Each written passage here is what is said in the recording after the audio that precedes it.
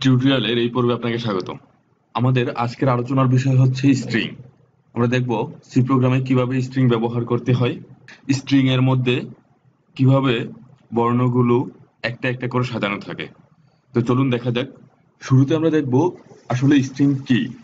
String এর খাঁটি বাংলা হচ্ছে দড়ি অথবা রশি অথবা ফুলের মালাকেও অনেক সময় স্ট্রিং বলা হয়। তো সি প্রোগ্রামের ভাষায় স্ট্রিং হচ্ছে এ সেট অফ ক্যারেক্টার, অর্থাৎ অনেকগুলা বর্ণ একসাথে হলে তাকে স্ট্রিং বলে। তো স্ট্রিং লেখার সিনট্যাক্সটা হচ্ছে প্রথমে CHAR ক্যারেক্টার টাইপের ডাটা বোঝানোর জন্য ডাটা টাইপ, এটা এক্স্যাক্টলি এভাবে লিখতে হবে। তারপরে স্পেস দিয়ে হচ্ছে স্ট্রিং নেম। এই স্ট্রিং নেমটা আপনি ভেরিয়েবল নামের যে শর্ত আছে সেই শর্তগুলো মেনে যে কোনো নাম আপনি লিখতে পারেন। তারপর এখানে হচ্ছে স্ট্রিং সাইজ, অর্থাৎ আপনি এখানে যেই স্ট্রিংটা ডিক্লেয়ার করলেন সেই স্ট্রিং এর মধ্যে কয়টা বর্ণ থাকবে সেই সাইজটা এখানে দিয়ে দিতে হবে। যেমন আমি যদি লিখি কার স্পেস নেম থার্ড ব্র্যাকেটের ভেতরে 6, তাহলে নিচের মতো মেমোরি অ্যাড্রেস অ্যালোকেট হবে।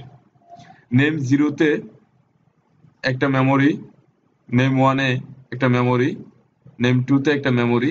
মেমোরি গুলোতে কি আছে সেটা আমি প্রশ্নবোধক চিহ্ন দিয়ে এখানে দেখাচ্ছি যে এখানে আসলে কোনো মান অ্যাসাইন করা হয় নাই। এভাবে নেম 5 পর্যন্ত চলবে। তো আমরা অ্যারেতে ইতিমধ্যে আলোচনা করেছি যে আমার এখানে যেই সাইজটা দেওয়া থাকে সেই সাইজটা এখানে কিভাবে ভাগ হয়ে মেমোরিগুলো অ্যালোকেট হয় সেটা আরেকবার বলে নেই। এখানে ইন্ডেক্সটা 0 থেকে শুরু হয় এবং শেষ হয় ম্যাক্সিমাম যে সাইজটা দেওয়া আছে সেই সাইজের আগের মানটাতে এসে থেমে যায়। 6 দেওয়া আছে তাই 5 এসে থেমে গেল। এভাবে 6টা মেমোরি অ্যাড্রেস অ্যালোকেট হইল। এখানে আরেকটি ব্যাপার বলে নেই, ক্যারেক্টার টাইপের যে ভেরিয়েবল সেটার জন্য কম্পিউটারে যে মেমোরি অ্যালোকেট হয় সেটা হচ্ছে 1 বাইট। মনে করুন আপনি লিখলেন CHAR স্পেস নেম, তাহলে এটা কিন্তু ক্যারেক্টার টাইপের অ্যারে না। ক্যারেক্টার টাইপের অ্যারে কে বলা হচ্ছে স্ট্রিং, কিন্তু এটা কিন্তু ক্যারেক্টার টাইপের অ্যারে না, জাস্ট এটা হচ্ছে ক্যারেক্টার টাইপের একটা ভেরিয়েবল। তো এই ক্যারেক্টার টাইপের ভেরিয়েবলের জন্য এরকম একটা ছোট বাক্সের মতো একটা মেমোরি অ্যাড্রেস আপনি চিন্তা করতে পারেন যেটার সাইজ হচ্ছে 1 বাইট। অর্থাৎ আপনি যে এখানে ক্যারেক্টার টাইপের অ্যারে অর্থাৎ স্ট্রিং এ আলাদা করে এই 6টা লোকেশন দেখতে পাচ্ছেন, প্রত্যেকটার সাইজ হচ্ছে 1 বাইট করে, এবং এই 1 বাইট লোকেশনে আপনি একটা ক্যারেক্টার রাখতে পারবেন। এখানে আরো একটা ব্যাপার বলে নেই, সেটা হচ্ছে আপনি এখানে দেখতে পাচ্ছেন আমার প্রত্যেকটা মেমোরি লোকেশনে প্রশ্নবোধক চিহ্ন দেওয়া। তার মানে যখন একটা স্ট্রিং ডিক্লেয়ার করা হয় সেটাতে কোনো মান রাখা হয় না, তখন ওই মেমোরি অ্যাড্রেস কি প্রশ্নবোধক চিহ্ন দিয়ে পূরণ থাকে? ব্যাপারটা আসলে তা না। এখানে আমি যেটা বুঝাইছি, এখানে যে কোনো একটা গার্বেজ ভ্যালু থাকতে পারে। এখন আমরা দেখি যখন একটা স্ট্রিং ভেরিয়েবলের মধ্যে একটা মান রাখা হয় সেই মানটা কিভাবে থাকে। মনে করুন আমি এখানে লিখলাম CHAR নেম আর সাইজ দিলাম 10, তারপরে সাথে সাথে একটা মান রাখলাম, সেটা হচ্ছে এই যে এই মানটা রাখলাম মিস্টার শান্ত MR ডট, তারপরে এখানে একটা স্পেস আছে, তারপরে SANTO। তো এই জিনিসটা এই নেম ভেরিয়েবলে যেভাবে থাকবে, শুরুতে এই নেম ভেরিয়েবলে 10টা মেমোরি স্লট তৈরি হবে, প্রত্যেকটা স্লটের মান 1 বাইট। আমি সেই 10টা স্লটকে এভাবে আলাদা করলাম শুরুতে। তারপরে দেখলাম যে এখানে আমার কি মান রাখা আছে। প্রথম ক্যারেক্টারটা যাবে প্রথম যে লোকেশনটা অ্যালোকেট হয়েছে সেটাতে, তারপরের ক্যারেক্টারটা যাবে এরপরেরটাতে, তারপরে এই ডটটা যাবে এখানে, তারপরে স্পেসটা হচ্ছে এরপরে, তারপরে এস, তারপরে এ, তারপরে এন, তারপরে টি, তারপর ও। তারপরে এখানে যেটা দেখতেছেন সেটা হচ্ছে \0, এটাকে বলা হয় টার্মিনেটিং ক্যারেক্টার। অর্থাৎ একটা স্ট্রিং এর সব শেষ বর্ণ যেখানে ঠিক তার ইমিডিয়েট পরের বাইটে একটা টার্মিনেটিং ক্যারেক্টার থাকে, এটা অটোমেটিক্যালি যোগ হয়ে যায়। এখন একটা ব্যাপার লক্ষ্য করুন, আমার এখানে যে ইনপুট আছে সেটাতে 9টা বর্ণ আছে। তো 9টা বর্ণের জন্য আমার এরকম ছোট ছোট 9টা বক্স দরকার হয়েছে, মানে 9 বাইট দরকার হয়েছে। এবং সব শেষে যেহেতু একটা টার্মিনেটিং ক্যারেক্টার থাকবে, এটা মাস্ট, সেহেতু আমার এখানে এডিশনাল এই বক্সটাও দরকার হবে। মানে আমি যদি 9টা বর্ণ ইনপুট দিতে চাই তাহলে আমার একটা বক্স বেশি লাগবে টার্মিনেটিং ক্যারেক্টারের জন্য। তো সেই জিনিসটা মাথায় রেখে আমি এখানে সাইজটা দিতে হবে। আমি এখানে যতটা বর্ণ দিতে চাই সেটার সাথে এক বেশি যেন এখানে থাকে সেটা মাথায় রাখতে হবে। আমি সেই জিনিসটা এখানে একটু নোট ডাউন করে দিচ্ছি যে when we assign string a null character is automatically added at the end, so size equals to number of character plus 1. ওকে, এখন আমাদের এই আলোচনার একটা প্রমাণ দেখি। এখানে এই কোডটা লক্ষ্য করুন। আমি একটা স্ট্রিং ডিক্লেয়ার করলাম নেম নামে এবং সেটার সাইজ দিলাম 10 এবং একটা ফর লুপের মাধ্যমে আমার এই স্ট্রিং ভেরিয়েবলের প্রত্যেকটা বাইটে কি ভ্যালু আছে সেগুলো আমি প্রিন্ট আউট করলাম। আমরা ইতিমধ্যে ফর লুপ কিভাবে কাজ করে, ফর লুপের ভেতরে একটা ভেরিয়েবল কিভাবে দেখাইতে হয় সেই জিনিসগুলো আমরা লাইন বাই লাইন এক্সপ্লেন করেছি।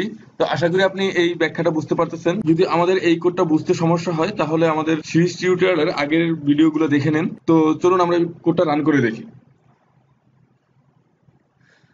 এখানে লক্ষ্য করুন আমার এই ফর লুপের ভেতরে যে প্রিন্টএফ ফাংশনটা কাজ করতেছে সেখানে প্রথমে এই পার্সেন্ট ডিটা রেফার করতেছে আই কে, মানে আইটারেশনের নাম্বারটা প্রথমে প্রিন্ট হবে, তারপরে কোলন দিয়ে হচ্ছে আমার এই স্ট্রিং এর প্রত্যেকটা বাইটে কি মান আছে সেটা প্রিন্ট হবে। এখানে পার্সেন্ট সি দিয়ে বোঝাচ্ছে ক্যারেক্টার টাইপের ডাটা প্রিন্ট করতে হবে। এখানে নেম 0, নেম 1, নেম 2 এভাবে যখন প্রত্যেকটা লুপের জন্য মানগুলো প্রিন্ট হবে, এখানে নেম আই প্রত্যেকটা আইটারেশনে আই এর মানের উপর ভিত্তি করে এটার মানে দাঁড়াবে নেম 0, নেম 1, নেম 2 এভাবে। তো নেম 0, নেম 1, নেম 2 প্রত্যেকটাতে কিন্তু একটা করে বর্ণ থাকবে, একটা করে ক্যারেক্টার থাকবে। সেজন্য আমি এখানে পার্সেন্ট সি দিয়ে বোঝাচ্ছি আমার একটা করে ক্যারেক্টার প্রিন্ট করতে হবে। ওকে, এখানে প্রথম আইটারেশনে যেই বর্ণটা প্রিন্ট করছে সেটা হচ্ছে একটা স্পেশাল ক্যারেক্টার @ এই সিম্বলটা। তারপরে আইটারেশনে আপনি দেখতে পাচ্ছেন কোনো বর্ণ এখানে প্রিন্ট হয় নাই, তার মানে এটা হচ্ছে একটা ফাঁকা বর্ণ মানে স্পেস। জাস্ট আমরা ডাবল কোটেশনের ভেতরে যদি কোনো কিছু না লিখি সেটা হচ্ছে একটা ফাঁকা বর্ণ। তারপরে 2 নাম্বার ইন্ডেক্সের ভেতর একটা ফরওয়ার্ড স্ল্যাশ, 3 নাম্বার ইন্ডেক্সের মধ্যে একটা ফাঁকা বর্ণ, 4 নাম্বারে ফাঁকা বর্ণ, এভাবে 9 পর্যন্ত ফাঁকা বর্ণ। তার মানে আমরা বলেছি যে একটা স্ট্রিং ডিক্লেয়ার করার পরে সেখানে যদি কোনো মান রাখা না হয় তাহলে সেই মেমোরি লোকেশনগুলো এভাবে বিভিন্ন গার্বেজ বর্ণ দিয়ে পূরণ হইতে পারে। এখন আমরা স্ট্রিং নিয়ে আরেকটা কোড এক্সাম্পল দেখব। সেটা কি, এর আগে দেখেছি যে আমরা একটা স্ট্রিং টাইপের ভেরিয়েবলের মধ্যে যদি কোনো মান না রাখি তাহলে সেই স্ট্রিং টাইপের ভেরিয়েবলের প্রত্যেকটা বাইটে কি কি সব মান থাকে, গার্বেজ ভ্যালু কিভাবে থাকে সেটা আমরা দেখলাম। এখন আমরা দেখি যে একটা স্ট্রিং টাইপের ভেরিয়েবলের যদি একটা মান রাখা হয় সেই মানটা কিভাবে থাকে। তো এই কোডটা দেখতে পাচ্ছেন যে এখানে আমি একটা মান রাখলাম। এটা কিভাবে থাকে এর আগে আমরা ব্যাখ্যা করেছি। ছোট ছোট বক্স দিয়ে আমরা প্রত্যেকটা বর্ণকে সেট করে দেখাইছি কিভাবে এই মানটা থাকে স্ট্রিং এর ভেতর। তো এখানে একটা ব্যাপার লক্ষ্য করুন, এখানে বর্ণ আছে মোট 9টা, 1, 2, 3, এই স্পেসটা হচ্ছে একটা 4, 5, 6, 7, 8, 9। কিন্তু আমি এখানে অ্যারে সাইজ দিছি 15, কারণ আমি মিনিমাম সাইজ দিতে হবে 10, কারণ একটা টার্মিনেটিং ক্যারেক্টার আমার দরকার। কিন্তু আমি যদি বেশি দেই তখন কিন্তু সমস্যা না, টার্মিনেটিং ক্যারেক্টারের পরে আমার কিছু ফাঁকা স্পেস থেকে গেল সমস্যা নাই। তো আমি কি করলাম, এখানে এই স্ট্রিং এর ভেতর যে মানটা আছে সেই মানটা এখন আমি প্রিন্ট আউট করলাম। কিভাবে, জাস্ট এই যে নেম 0-তে একটা বর্ণ থাকবে, নেম 1-এ একটা বর্ণ থাকবে, একটা লুপের ভেতরে আমি সেই কাজটা করলাম। তো প্রত্যেকটা বর্ণের পরে একটা করে নতুন লাইন যোগ হবে। কিন্তু একটা ব্যাপার লক্ষ্য করুন, এখানে আমার বর্ণ আছে মোট 9টা, আমি লুপ চালাচ্ছি 15 পর্যন্ত, <15 মানে 14 পর্যন্ত চালাচ্ছি।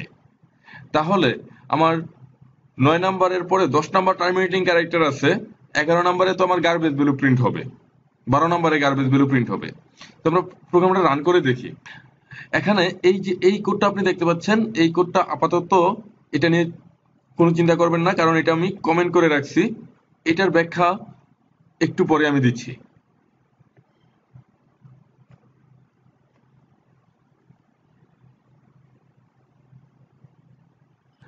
লক্ষ্য করুন এখানে আমার যেই সেন্টেন্সটা ছিল, যে মানটা ছিল, সেই মানটা কিন্তু সুন্দরভাবে প্রিন্ট হয়েছে। প্রিন্ট হওয়ার পরে এডিশনালি এখানে বেশ কিছু ফাঁকা লাইন তৈরি হয়েছে। কারণ কি? কারণ হচ্ছে আমার এই 9 নাম্বার পর্যন্ত ছিল আইটারেশনের, 9 নাম্বার পর্যন্ত ছিল আমার মানটা। তারপরে 15 পর্যন্ত যে আমি আইটারেশনটা চালাইছি, সেখানে 10 নাম্বারে ছিল একটা টার্মিনেটিং ক্যারেক্টার, সেটা প্রিন্ট আউট হয় নাই। তারপরে 11 নাম্বারে ছিল একটা সে ফাঁকা স্পেস, সেটা এখানে একটা নতুন লাইন তৈরি করছে। 12 নাম্বারে এভাবে আরেকটা ফাঁকা স্পেস। এভাবে আমার এই লাইনগুলো কিন্তু আনওয়ান্টেড। আমি চাচ্ছি শুধু আমার এই মানটা যেন প্রিন্ট হয়, বাকি এডিশনাল কোনো কিছু আমি চাচ্ছি না। তো সেই ক্ষেত্রে আমার যেটা করতে হবে, আমি এখানে এখন এই জিনিসটাকে একটু দেখি। এখন আমি উপরেরটাকে কমেন্ট করে দিই।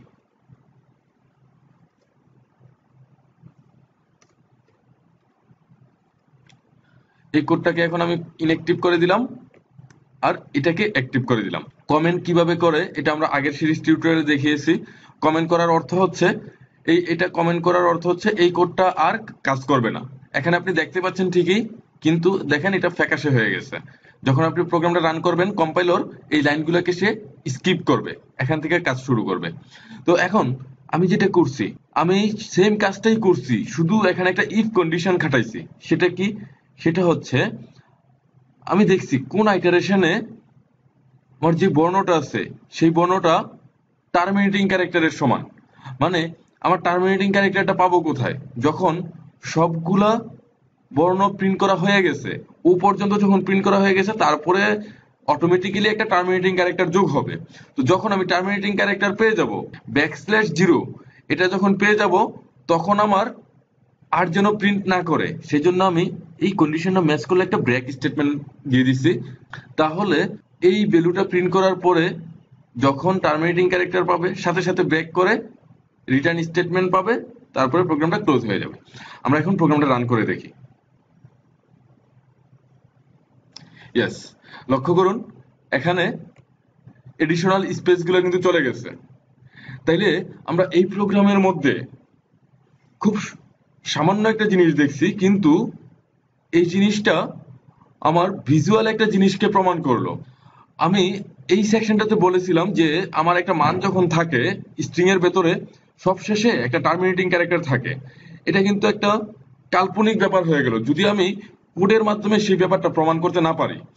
আমি যখন কোডে এসে দেখতেছি যে হ্যাঁ, যখন আমার এখানে নাল ক্যারেক্টার, যখন আমার এখানে টার্মিনেটিং ক্যারেক্টার পাচ্ছে, তখন আমার এটা যখন ব্রেক হচ্ছে, তখন আউটপুটটা হচ্ছে এরকম। তার মানে এটার পরেই আমার টার্মিনেটিং ক্যারেক্টারটা ছিল, সেই জন্য এটার পরেই আমার প্রোগ্রামটা ক্লোজ হয়ে গেছে। এভাবে প্রোগ্রামিং এ আপনি কোনো কিছুই ইমাজিন করতে হবে না, কোনো কিছুই জোর করে মেনে নিতে হবে না। আপনার যেটা মনে হবে না একটু সমস্যা আছে, সেটা জাস্ট কষ্ট করে এই কম্পাইলারে একটু টাইপ করবেন, নিজে নিজেই সেটার আউটপুট দেখতে পাবেন। আমি এভাবে বিভিন্ন কনসেপচুয়াল জিনিস, তত্ত্বীয় ব্যাপার স্যাপার কিভাবে নিজের চোখে আউটপুট দেখা যায়, সেগুলা এর পরবর্তীতে সিরিজ টিউটোরিয়ালে কৌশলগত দিকগুলা দেখাবো। পরবর্তীতে স্ট্রিং নিয়ে আমাদের আরো মজার মজার কিছু টিউটোরিয়াল থাকবে। আমাদের এই সিরিজ টিউটোরিয়ালটি চলছে এবং এটা চলবে, তো আমাদের সাথেই থাকুন। আমাদের সব আপডেট পাইতে আমাদের চ্যানেলে সাবস্ক্রাইব করুন। আজকে তাহলে এ পর্যন্তই। Happy coding.